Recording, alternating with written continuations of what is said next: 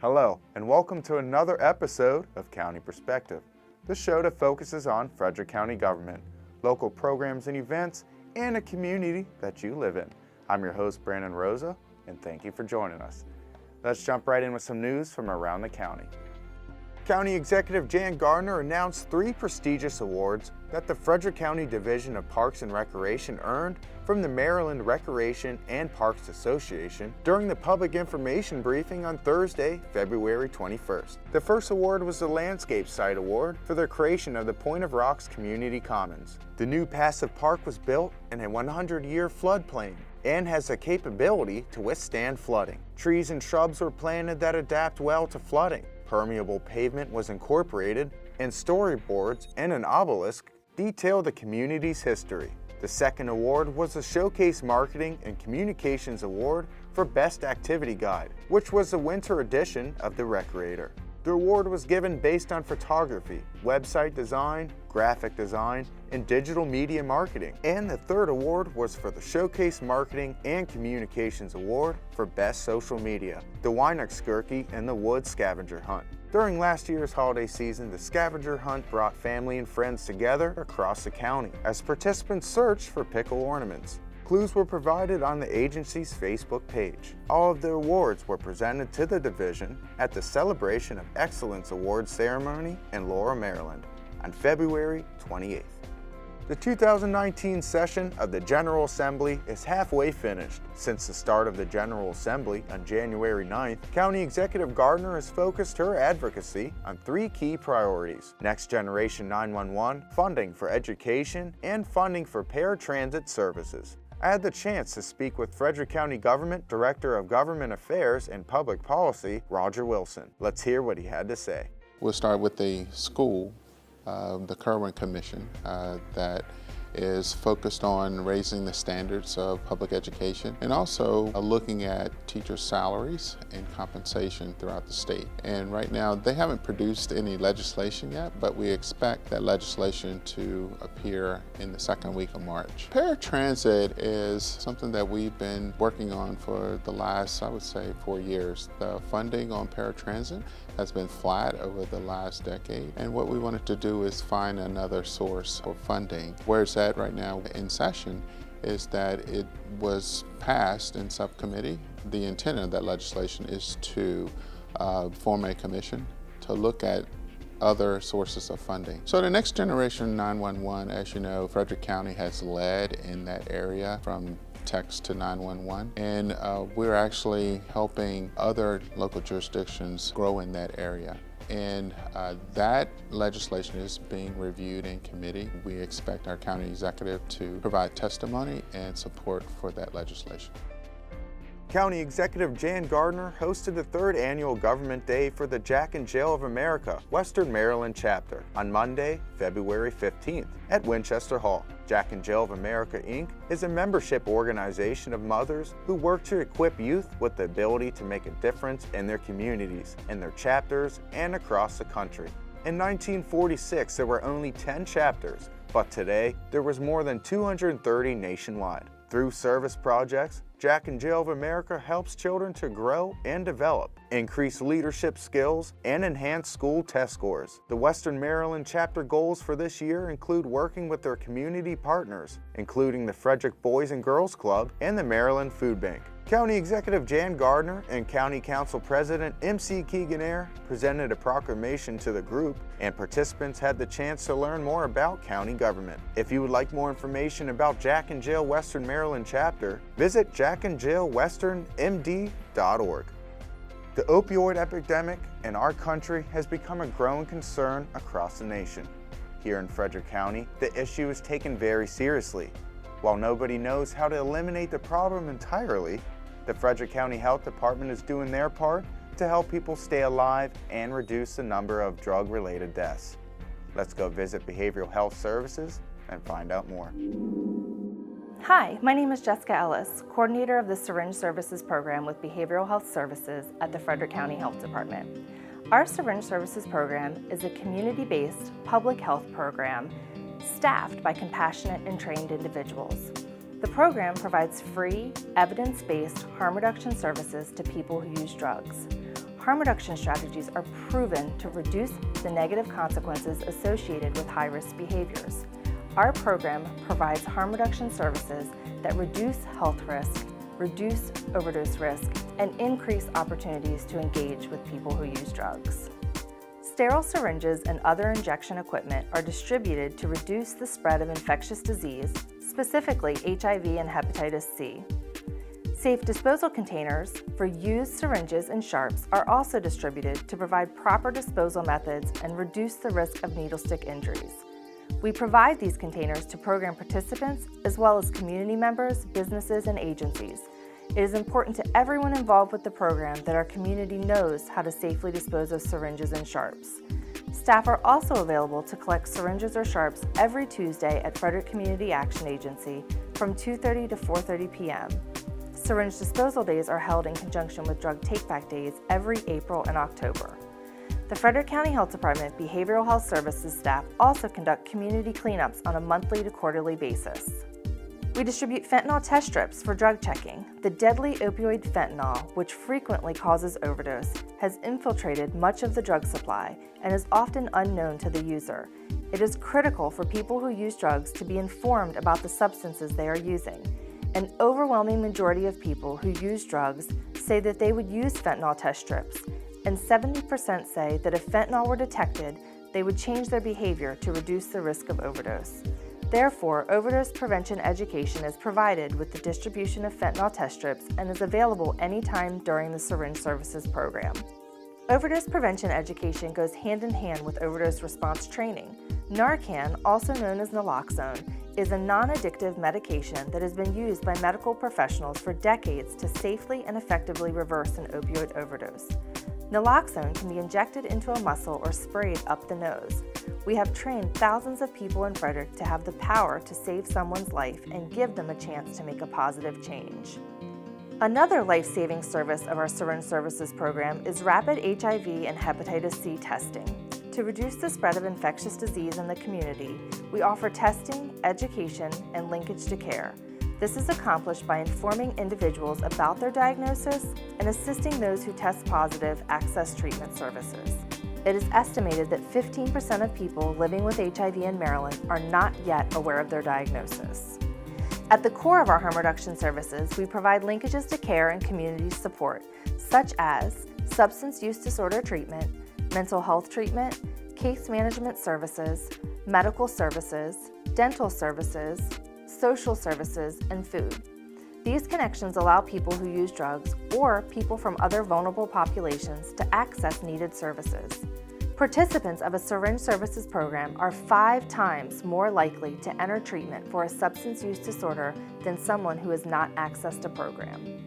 We provide a non-judgmental atmosphere that offers services to keep people safer from harm and provides resources that support any positive change.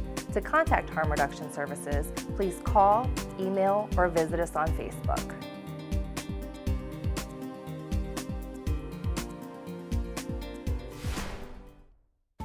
We're going to take a quick break, but stick around. We have plenty more coming up on County Perspective.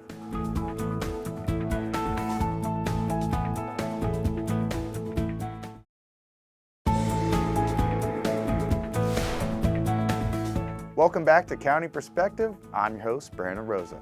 Now in a bit, we'll find out more about summer programs offered by the Parks and Rec Division. But first, let's head on over to the Animal Control Division and learn about this episode's featured pet.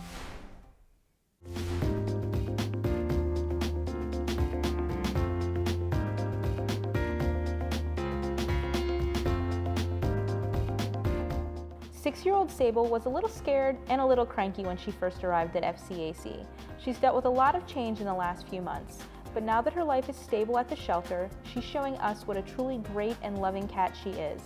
Sable loves attention. She comes up to the front of her cage to greet visitors and is an excellent lap cat. She even gives hugs. Visit Sable at Frederick County Animal Control and Pet Adoption Center, 1832 Rosemont Avenue.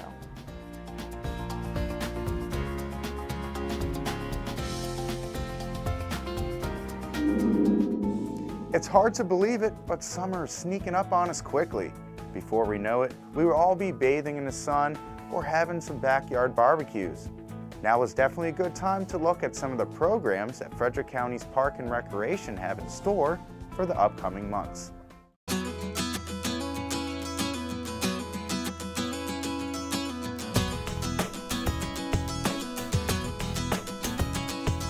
Frederick County Parks and Recreation offers a variety of summer camps for all ages and interests.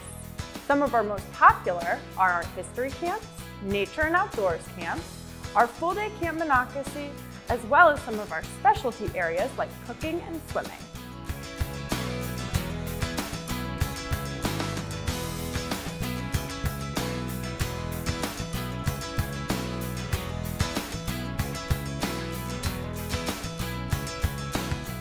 Our camps are located throughout Frederick County, so no matter where you live, we have something for you.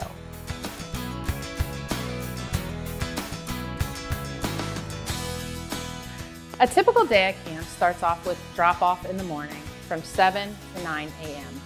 After that follows our structure of the day from 9 to 4 p.m., where all the camp activities reflect our weekly theme. Campers are required to bring a water bottle, a snack, and a non-perishable lunch to camp every day.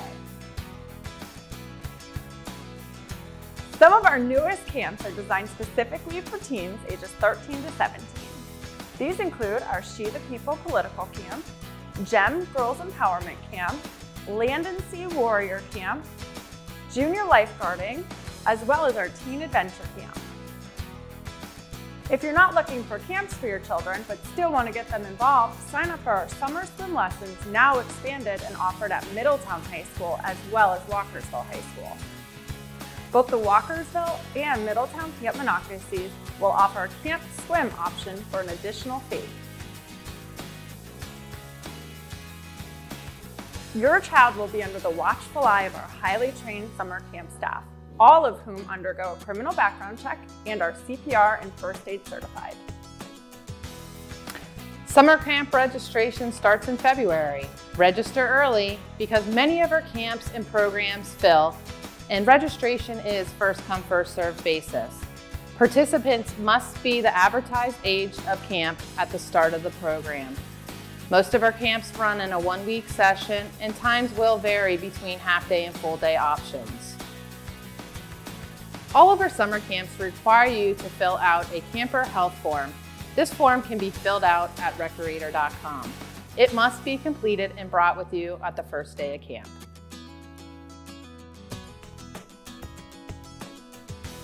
If you want to find more information out about our summer camps and programs, visit us at recreator.com or call us at 301-600-2936.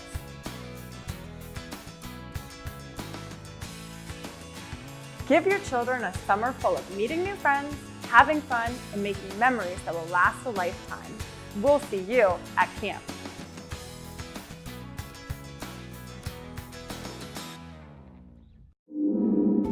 Well, those were some great programs. And just in case any of those weren't your cup of tea, let's find out about a few more programs and events that are coming up in the next few weeks.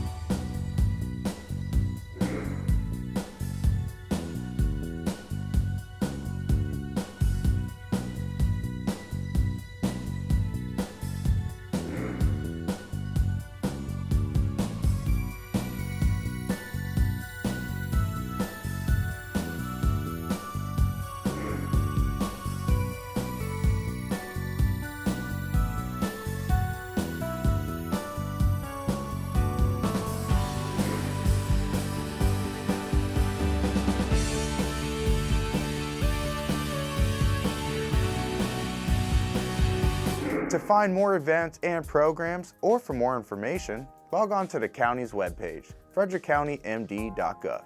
At the end of our show, we like to mention a few recent events, along with things our viewers should keep an eye out for in the upcoming weeks. Winchester Hall invites community members for the fiscal year 2020 public budget hearing on Thursday, March 14th in the first floor hearing room of Winchester Hall starting at 7 p.m. Community members will have the chance to learn more about the fiscal year 2020 budget, as well as have the chance to ask questions and/or address concerns. In case you are wondering how the budget process works, take a look at this. Each year, your elected officials here in Frederick County, the county executive and the county council, go through a process to adopt a budget. So you might think, why does that matter to me? The budget's a roadmap into our future together. Budgets decide when new schools get built, when parks open, and the hours we can go to the library. Budgets also determine what assistance we can get for things like healthier living, help for seniors and our families, partnership opportunities for our community nonprofits, and even things like personal job training opportunities. Now you're interested. So when does all this happen? So it's happening now, and we want you to be part of the process. The county budget year actually starts on July 1st, so we're busy building that budget right now. In March, we're going to hold a public hearing. You can think of that like an open house. Everyone is welcome. Come talk to us about what you think the budget should fund. It's informal, it's easy to do, and it can be fun. You're probably thinking, who's going to be there? And the answer is your county executive, Jan Gardner. She's eager to hear from all of you about what you value in our community and how we can all make Frederick County a better place to live, work, and raise a family. Everybody will get a chance to speak directly to the county executive. Now you're thinking, where is this happening and what time? We've got a big room reserved at Winchester Hall on Church Street in downtown Frederick. There's plenty of parking just across the street, and our open house public hearing will start at 7 p.m. So you're thinking, what if I can't be there? Not a problem. Your input still matters, and we want to hear from you any way that works for you. We're on social media, Facebook and Twitter. You can email, call, or go old-fashioned and send in a letter. Everything you need to know is up on our website. We're even going to set up an online survey. Come on and join the fun and let us know what you think should be in next year's Frederick County budget.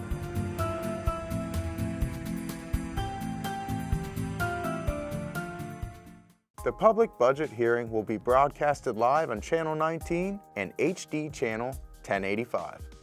Skywarn is back. If you're interested in weather, heavy rain and flooding, and would like to be a spotter for your local National Weather Service office, well, now is your chance. Personnel from the National Weather Service will be hosting the Skywarn Program Flood Course at the Frederick Senior Center on Tuesday, March 26th from 6 p.m. to 8 p.m. Participants will be trained to recognize different types of flooding and the causes of flooding, and they will be given an in-depth look at the science of hydrology. Once the course is finished, participants will be assigned a Skywarn spotter number, which will be placed in the official database at the National Weather Service in Sterling. Participants will also be informed about how to report weather data. The Skywarn spotter class is offered free of charge. To register for the class, visit tinyurl.com/SkywarnFrederick. If you have any questions or concerns, contact the Frederick County Division of Emergency Management at em@frederickcountymd.gov.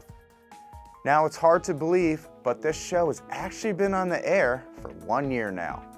And we would like to thank all the county departments and personnel who have helped with the show through the year, and send a special thanks to all of our viewers out there. Thanks for watching. And from all of us here at FCG-TV, we'll see you next time for a fresh look from a county perspective.